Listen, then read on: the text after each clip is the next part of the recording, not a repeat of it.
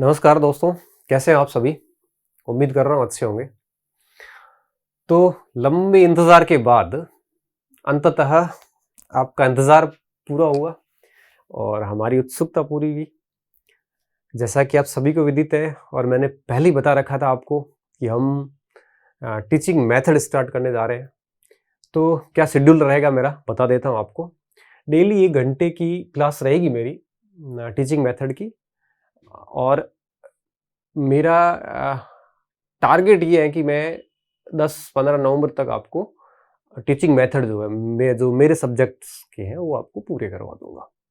तो teaching method अर्थात शिक्षण विधियाँ 10 अंकों की आती है सामाजिक के अंदर L2 में और 10 अंकों की आती है पर्यावरण में L1 के अंदर। तो काफ़ी अच्छा योगदान है और हर विषय में शिक्षण विधियाँ हैं तो हर विषय में अपना-अपना थोड़ा-थोड़ा उसका योगदान है। तो कंप्लीटली अगर अपन समझेंगे तो हर विषय की शिक्षण विधियों में आपको मेरी क्लासेस मदद करेगी। तो बात करते हैं शिक्षण विधियों के ऊपर। सिलेबस को डिस्क्राइब करूँ उससे पहले मैं बताना चाहूँगा कि शिक्षण विधियाँ हैं क्या? देखो विद्यार्थियों, कोई भी विषय जब हम पढ़ते हैं, कोई भी विषय, तो जब किसी विषय को पढ़ा जाता है तो उस विषय को पढ़ने से पहले हमें ये जानना चाहिए कि किसी विषय को क्यों पढ़ाया जा रहा है, कि किसी विषय को क्यों पढ़ाया जा रहा है। कोई विषय जो हमें पढ़ाया जा रहा है उसके पीछे उद्देश्य क्या है, तो क्यों पढ़ाया जा रहा है। दूसरी बात, उद्देश्य क्या है उस विषय को पढ़ाने के पीछे, विषय को पढ़ाने के पीछे उद्देश्य क्या है।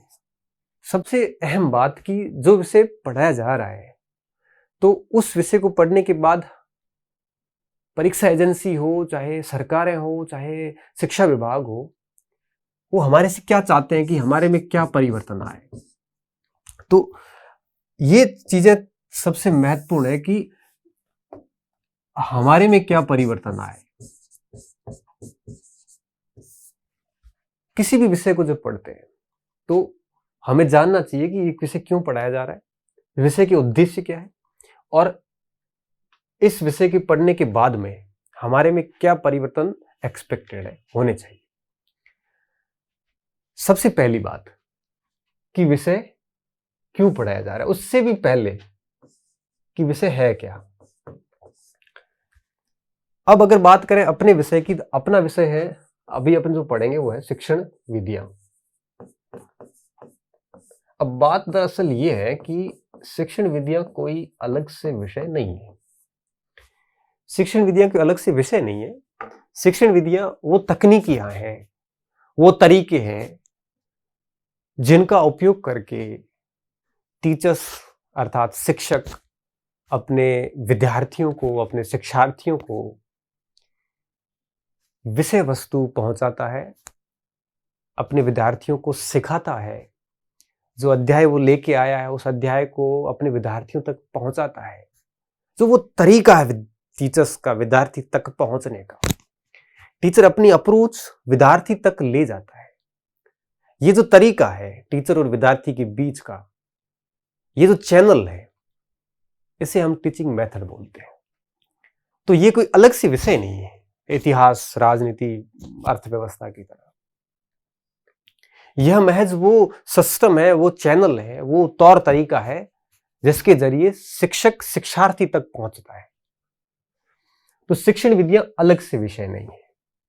कई बार विद्यार्थी मुझे पूछते हैं कि सर कोई ऑथेंटिक किताब बताओ इसकी, शिक्षण विधियों की। तो ऐसे विद्यार्थियों को मैं यह जवाब देना चाहूंगा कि टीचिंग मेथड के लिए अलग से ऑथेंटिक किताबें नहीं आती। ठीक है, आप कोई किताब ला सकते हो, लेकिन मैं मान रहा हूं कि ये पूर्ण रूप से अपने ऊपर डिपेंड करता है कि हम कोई भी किताब पढ़ लो, आप टीचिंग मेथड की कोई भी किताब पढ़ लो, चाहे गाइड ही पढ़ लो, उसको पढ़ने के बाद आप उसको किस एंगल से सीखते हैं, उसको कैसे, किस तरीके से सीखते हैं, आपका मेथड क्या है, उसके ऊपर डिपेंड करेगा कि आप जितने भी सवाल आ रहे हैं उसको सही करके आओगे या कैसा करके आओगे। तो क्लासेस स्टार्ट करने से पहले मैं बता दूं कि मैं जो पढ़ा रहा हूं ऐसा कैसा छपेगा, ये कोई गारंटी नहीं है। वो का वो सवाल आएगा, ये भी कोई गारंटी नहीं है। मैं पढ़ूंगा वही आएगा, इसकी भी कोई गारंटी नहीं। लेकिन इतना मैं वादा करता हूं कि मैं इस सब्जेक्ट के प्रति आपकी ऐसी अप्रोच बना दूंगा कि आप औरों से बेहतर करके आओगे। आप बाद में कोई किताब लेके भी बैठोगे तो आपको इतनी अच्छे से समझ में आएगी कि आपको दिक्कत नहीं आएगी। तो एक शिक्षक का काम क्या होता है? शिक्षक का काम होता है ज्ञान देने के अलावा पढ़ाने के साथ साथ बच्चे को पढ़ने के लिए प्रेरित करना और उस विषय के प्रति उसका एक दृष्टिकोण डेवलप करना।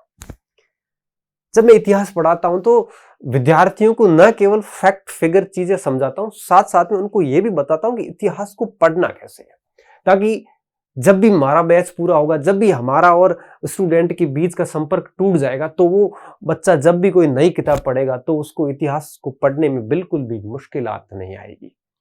तो एक शिक्षक का एक परम दायित्व होता है कि बच्चे को पढ़ाए, पढ़ाने के साथ साथ पढ़ने के लिए प्रेरित करे, और सबसे अहम बात कि विषय को कैसे पढ़ना है वो अप्रोच विद्यार्थी में डेवलप करे, ताकि विद्यार्थी आत्मनिर्भर होकर भविष्य में बहुत आगे जा सकता है।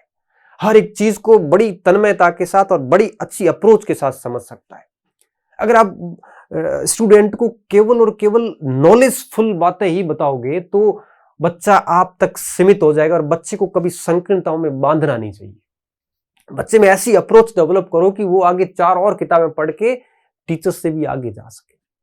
तो मेरा हमेशा से टारगेट रहा है कि मैं ज्ञानवर्धक बात के साथ साथ मुद्दों को सरल तरीके से समझाने के साथ साथ मेरा हमेशा से प्रयास रहता है कि मैं उसमें विद्यार्थी में एक ऐसी अप्रोच डालूं कि वो 4 किताबें और पढ़ सके। तो मैं कोई लंबा या दावा नहीं करूंगा यहाँ पे कि मैं पढ़ाऊंगा वही आएगा, ऐसा कुछ भी नहीं है।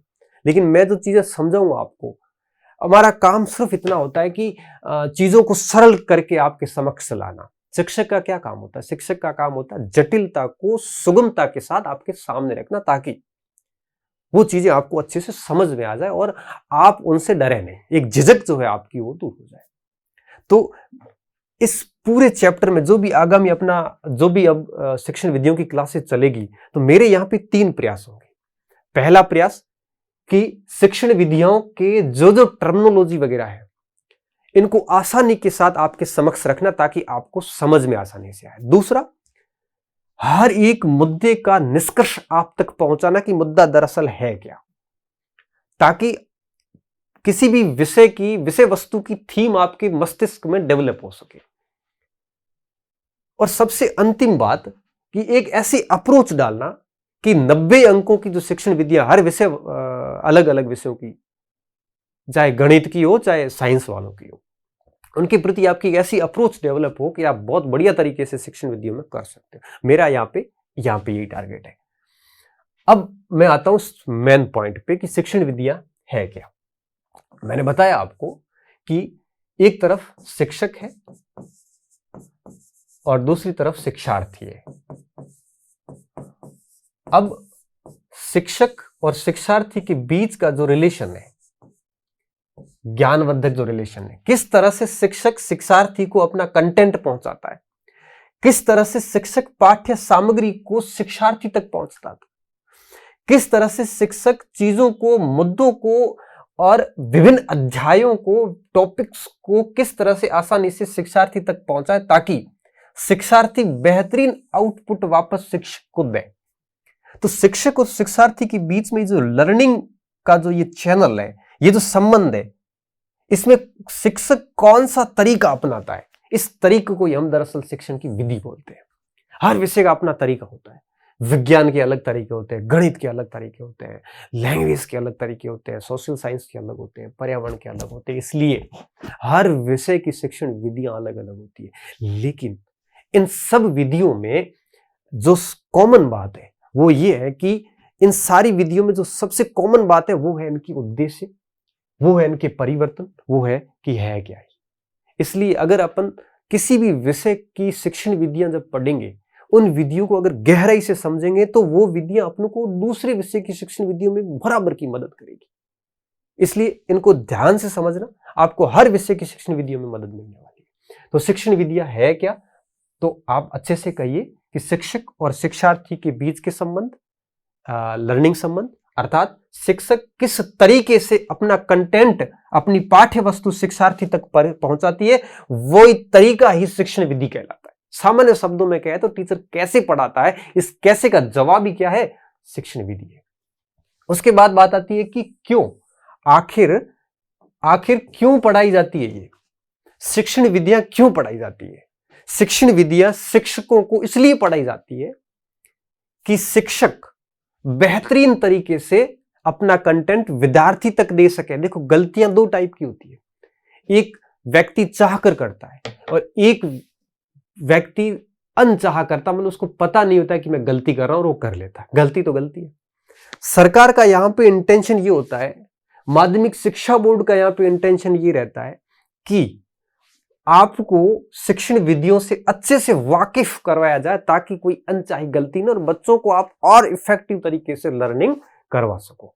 तो अब बात आती है कि ये विषय क्यों पढ़ाया जा रहा है। तब आपके पास उत्तर है इसका कि ये विषय इसलिए पढ़ाया जा रहा है कि आप बेहतरीन तरीके से बच्चों को अच्छे से चीजें समझा सको। आपने चीज महसूस की होगी कि अगर आप इस त्रिभुज को देखोगे तो इस त्रिभुज के सबसे नीचे मैं लिख रहा हूं L1 और L2, उसके ऊपर सेकंड ग्रेड, उसके ऊपर फर्स्ट ग्रेड, उसके ऊपर असिस्टेंट प्रोफेसर। देखिए, ये इसकी चौड़ाई ज्यादा, मतलब इनकी संख्या भी ज्यादा है, या बच्चे भी ज्यादा है, या चैलेंजेस भी ज्यादा है, या माथापच्ची भी बहुत है। जैसे जैसे ऊपर आओगे इनकी संख्या कम होती जाएगी, नंबर ऑफ स्टूडेंट कम होते जाते हैं और चुनौतियां भी कम होती जाती है। यही कारण है कि यूरोपियन कंट्रीज में इस लेवल के शिक्षकों को सबसे ज्यादा सैलरी दी जाती है और सबसे कम सैलरी यहां असिस्टेंट प्रोफेसर में। जबकि इंडिया में क्या होता है, इंडिया में सैलरी बढ़ती जाती है इस त्रिभुज में जैसे जैसे अपन ऊपर जाते हैं। जबकि सबसे कठिनतम चैलेंजेस जो होते हैं वो L1 और L2 को होते हैं। नन्हे मुन्नों को पढ़ाना पड़ता है, 8वीं क्लास के बच्चे को पढ़ाना, उसके दिमाग में बात डालनी, ABCD सिखाना मुश्किल होता है, अकबर का इतिहास याद करवाना आसान होता है। यहां सबसे ज्यादा चुनौती होती है, बच्चों के साथ ट्रीट करना पड़ता है, सहन शक्ति रखनी पड़ती है। और इसी कारण इस लेवल पर सबसे अधिक टीचिंग मेथड और साइकोलॉजी की जरूरत होती है। सबसे ज्यादा जरूरत किस लेवल पे होती है, सबसे लोअर लेवल पे। उसके बाद होती है सब कम सेकंड ग्रेड पे, और जैसे जैसे ऊपर जाओगे इनकी जरूरत कम होती जाती है। आपने नोट किया होगा कि जब भी आप पेपर देखोगे सेकंड ग्रेड का, फर्स्ट ग्रेड का, असिस्टेंट प्रोफेसर L1 L2 का, आप ध्यान से देखना कि L1 और L2 की साइकोलॉजी सबसे कठिनतम होती है, शिक्षण विद्या कठिनतम आती है, ताकि एकदम तपा हुआ, एकदम मजा हुआ टीचर जो है वो विद्यालयों में जा सके। इसलिए ये लेवल सबसे टफ लेवल होते हैं। लेकिन जैसे जैसे ऊपर जाते हैं मनोविज्ञान आसान होती जाती है, और सबसे आसान मनोविज्ञान फर्स्ट ग्रेड में आती है। और असिस्टेंट प्रोफेसर ने मनोविज्ञान हटा ही दी कि यहां बच्चों को पढ़ाने के लिए साइकोलॉजी की जरूरत नहीं है, न टीचिंग मेथड की जरूरत है। हालांकि है टीचिंग मेथड, लेकिन पढ़ाई नहीं जाती। कि यहां पर अगर कमी भी रहती है, शिक्षक असिस्टेंट प्रोफेसर टीचिंग मेथड नहीं भी अपनाता, लेक्चर देके व्याख्यान विधि के द्वारा भी काम चला सकता है। लेकिन यहां के शिक्षक को ये सब चीजें सीखनी बहुत ज्यादा जरूरी है, क्योंकि यहां बच्चे बहुत छोटे होते हैं, 8वीं तक के बच्चे होते हैं। इसलिए ये विषय क्यों पढ़ाया जाता है, ये विषय इसलिए पढ़ाया जाता है कि आप बच्चों के साथ अच्छे से ट्रीट कर सको और बच्चों को एक इफेक्टिव लर्निंग, जैसे प्रभावी अधिगम कहते हैं, वो करवा सको, इसलिए पढ़ाया जाता है। तीसरी बात, उद्देश्य क्या है, गवर्नमेंट का क्या उद्देश्य है इस टीचिंग मेथड्स को पढ़ाने का। सरकार का सिर्फ एकमात्र उद्देश्य होता है, बोर्ड का सिर्फ एक ही उद्देश्य होता है कि टीचर्स हर प्रकार के मनोविज्ञान और शिक्षण की शैली से परिचित हो, ताकि वो अपने विषय को बिल्कुल आसान तरीके से बच्चों तक पहुंचा सके। इस क्यों का जवाब ही इसका उद्देश्य है।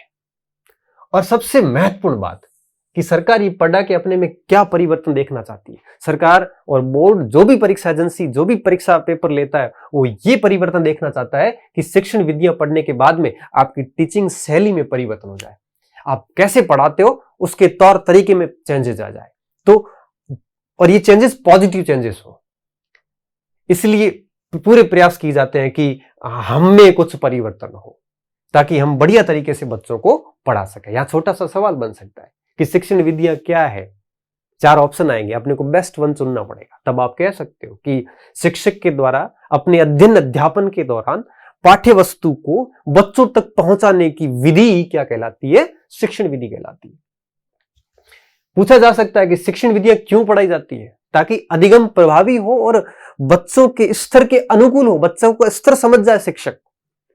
उद्देश्य क्या है? यही उद्देश्य है कि एक शिक्षक शिक्षण विधियां पढ़ने के बाद में अपने अधिगम में बच्चों के अनुसार परिवर्तन करे और बच्चों को बढ़िया तरीके से समझा सके।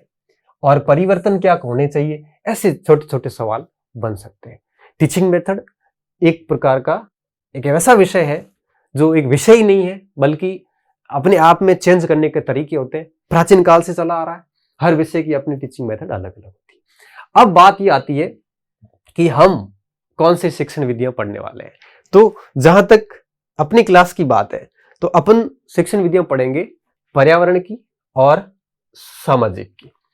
मैं पढ़ाऊंगा आपको पहली से 5वीं तक, मतलब पर्यावरण अध्ययन की जो शिक्षण विधियां वो पढ़ाऊंगा। ये पर्यावरण के अंदर 2 यूनिट है, करीबन 10 प्रश्न आएंगे,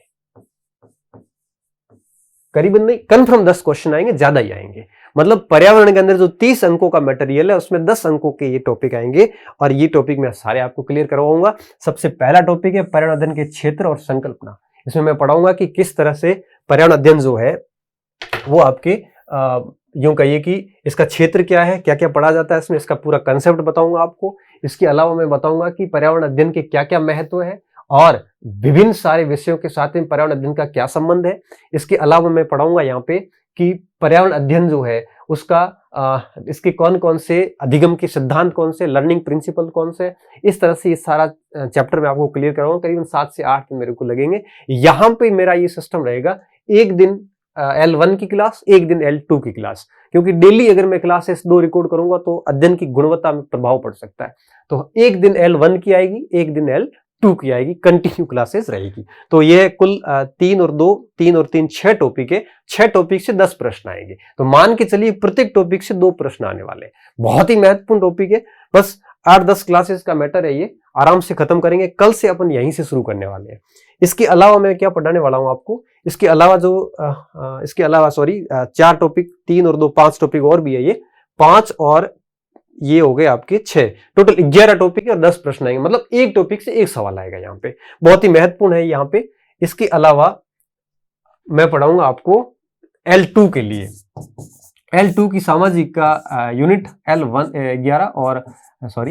11 और यूनिट 12, जहां से कुल 10 सवाल आते हैं। टोटल 12 यूनिट है L2 सामाजिक के अंदर।